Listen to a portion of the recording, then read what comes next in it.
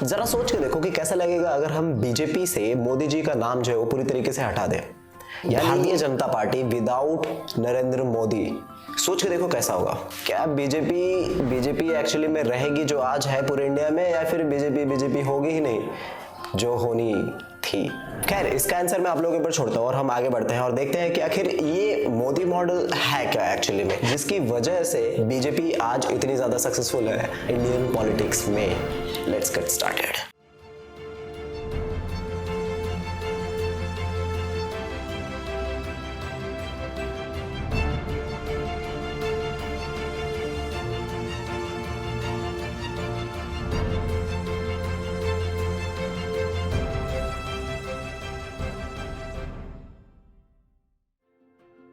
अब अगर भारतीय जनता पार्टी की बात करें यानी बीजेपी की, तो 2014 से अभी तक 2023 यानी दूसरा टेन्योर है उनका सत्ता में बने हुए रहने के, और वो भी बहुत ही भारी सपोर्ट के साथ, जो कि ऑफ कोर्स हमने दिया है। और एक बात हमें बिल्कुल भी नहीं भूलनी चाहिए कि ये जो कुछ भी संभव हुआ है वो सिर्फ और सिर्फ मोदी मॉडल की वजह से ही पॉसिबल हुआ है। तो चलो थोड़ा गहराई में जाके देखते हैं कि आखिर बात क्या है। तो पहला सवाल ये है हमारा कि आखिर ये मोदी मॉडल है क्या? What is this Modi model? और आखिर ये इतना ज्यादा चर्चा में क्यों है, लोग इसके बारे में इतनी ज्यादा क्यों बात कर रहे हैं? Why it is responsible for the success of BJP? Well, ये जो मोदी मॉडल है ये कई सारी चीजों का कॉम्बिनेशन है, जैसे कि गुजरात मॉडल था, और गुजरात मॉडल में economic reforms, development, Vikas and governance, ये कुछ चीजें थी जिनका कॉम्बिनेशन मिला के वो मॉडल बना हुआ था। और ये जो मॉडल था ये गुजरात के लिए बहुत ही ज्यादा कारगर साबित हुआ। मोदी मॉडल भी कुछ हद तक सिमिलर है गुजरात मॉडल के जैसा, जिसमें कई सारे तरह की कॉम्बिनेशंस थे, ढेर सारे रिफॉर्म्स के, हो गया डेवलपमेंटल हो गया या गवर्नेंस का हो गया। सिमिलरली मेक इन इंडिया जैसे इनिशिएटिव, डिजिटल इंडिया, स्वच्छ भारत अभियान, स्किल इंडिया, स्टार्टअप इंडिया, ऐसे ढेर सारी जो स्कीम्स है जो गवर्नमेंट ने लॉन्च किया इंडिया में, ये सारी चीजें एक कॉम्बिनेशन बनाती है स्कीम्स की, जो कि आती है मोदी मॉडल में। लेकिन ये मोदी मॉडल बीजेपी की सक्सेस के लिए कैसे रिस्पॉन्सिबल हुआ?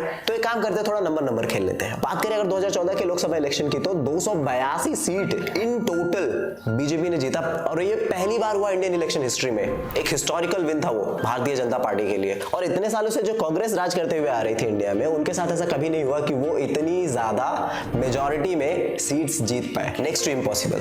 फिर साल आया 2019, सर्जिकल स्ट्राइक, और जो अभी मैंने स्कीम्स बताया आपको, डिजिटल इंडिया हो गया, स्टार्टअप इंडिया हो गया, स्किल इंडिया हो गया, उज्ज्वला योजना हो गया, और जो फॉरेन पॉलिसी जिसकी वजह से इंडिया का जो स्टेटस है ग्लोबल लेवल पे, उसमें काफी ज्यादा इंप्रूवमेंट देखने को मिला। और हमारा जो स्लोगन मंदिर वहीं बनाएंगे, ये कई सारी चीजें थी जो मिला के 2019 के इलेक्शन में जनता को इतना ज्यादा बूस्ट कर दिया कि जहां उम्मीद भी नहीं थी कि वो बीजेपी वापस सरकार में आएगी, वहीं पर उन्होंने दोबारा 303 सीट्स जीत गए लोकसभा के इलेक्शंस। और ये उससे भी बड़ा इतिहास था जो 2014 में उन्होंने बनाया था। अगर दोनों टाइम पे अगर आपको कोई चीजें कॉमन देखने को मिलेंगी तो वो थी पीएम मोदी। उनकी आवाज, उनकी पहचान, उनकी रैली, उनके पोस्टर्स, और हर जगह पे बस मोदी ही मोदी छाए हुए थे। फिर चाहे वो आपके गली का कोई पोस्टर हो, या फिर आपके टीवी का स्क्रीन, या फिर आपके मोबाइल का यूट्यूब, वहां से लेके फेसबुक से लेके ट्विटर तक हर जगह पे आपको भारतीय जनता पार्टी और मोदी जी ही मिलते। आप कहीं ना कहीं समझ में आ रहा होगा कि मोदी मॉडल कैसे रिस्पॉन्सिबल इसके लिए। खैर, जो स्कीम्स गवर्नमेंट ने लॉन्च किया इंडिया में, उसकी वजह से क्या हुआ कि बहुत सारे तरीके के जॉब्स क्रिएट हुए इंडिया में। कौन बोलता है देश में बेरोजगारी बढ़ी है? नंबर देखो। खैर, लोगों का स्टैंडर्ड ऑफ लिविंग काफी ज्यादा इंप्रूव हुआ, और बीजेपी के कैंपेन्स हर जगह पे जहां पे इलेक्शंस होने वाले थे, और हिंदू नेशनलिज्म का यूज, ये सब मिला के इस मॉडल ने बीजेपी के ऊपर ढेर सारे सपोर्टर्स की बारिश कर दी।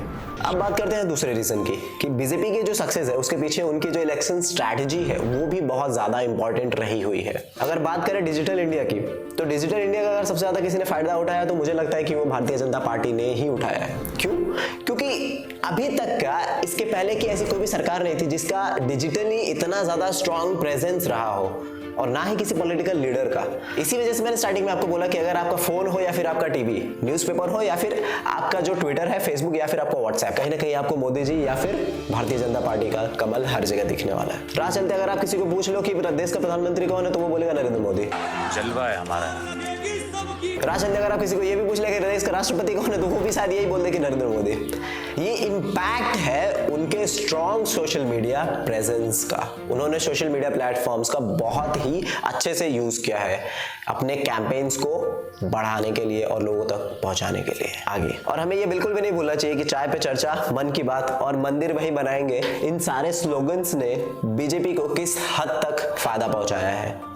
और कहीं ना कहीं ये जो सारी तरकीबें थी बीजेपी की, ये उनके सक्सेस में काफी ज्यादा कंट्रीब्यूट की है। मोदी जी को एक विकास पुरुष के रूप में जनता जानती थी, क्योंकि उन्होंने गुजरात का चीफ मिनिस्टर रहते हुए गुजरात के लिए जो काम किया और गुजरात को उन्होंने कैसे आगे लेके आया, वो भारत ने बहुत ही अच्छे से अपनी आंखों से देखा। और शायद यही कारण था कि इतने सालों से लोग कांग्रेस सरकार के अंदर पक गए थे और अब उब गए थे कि अब कुछ नया चाहिए उनको। सब कुछ वही सेम हो रहा था, सब कुछ एकदम साधारण सा था, कुछ नया नहीं हो रहा था, कुछ बड़ा नहीं हो रहा था, कुछ अलग नहीं हो रहा था। और शायद यही कारण था कि लोग अब कुछ नया देखना चाहते थे, कुछ नया करना चाहते थे। और वो जो नए की उम्मीद थी, अच्छे दिनों की उम्मीद, वो भारतीय जनता पार्टी ने दिलाई, जिसकी वजह से आज भारतीय जनता पार्टी का ये दूसरा टेन्योर है और 2024 में होने वाला लोकसभा का इलेक्शन तीसरा हो सकता है। तो शायद अब तो ये बात क्लियर हो गई रहेगी कि मोदी मॉडल किस तरीके से बीजेपी की सक्सेस के लिए रिस्पॉन्सिबल थी और है। फिर चाहे वो जनता से हाँ बुलवाना हो या फिर अपोजिशन से ना, इन दोनों काम में मोदी जी बहुत ही माहिर है। और देखो, ये सब होने के बाद मोदी जी ने मन की बात की और जनता ने मोदी जी के मन से कनेक्ट किया, मोदी जी ने बीजेपी की सक्सेस से कनेक्ट किया। और इसलिए आपको हर जगह ये सुनने को मिलेगा कि आएगा तो मोदी ही है, अब की बार मोदी सरकार। अब ऐसा नहीं है कि जॉब क्रिएशन नहीं हुआ है, एग्रीकल्चर प्रोडक्टिविटी नहीं बढ़ी है, ये सारी चीजें एकदम प्योरली रिसर्च बेस्ड हैं, जितनी भी बातें मैंने की है। और इन सब का जो लिंक है, प्रूफ है, वो मैं आप लोगों को डिस्क्रिप्शन में दे दूंगा, अगर किसी को चेकआउट करना है तो वहां से जाके चेक कर सकते हैं। लेकिन क्या हमें ये पता है कि बीजेपी दिल्ली क्यों नहीं जीत पाई? उतने बड़े मोदी लहर में भी भारतीय जनता पार्टी दिल्ली हार गई, देश का दिल हार गई।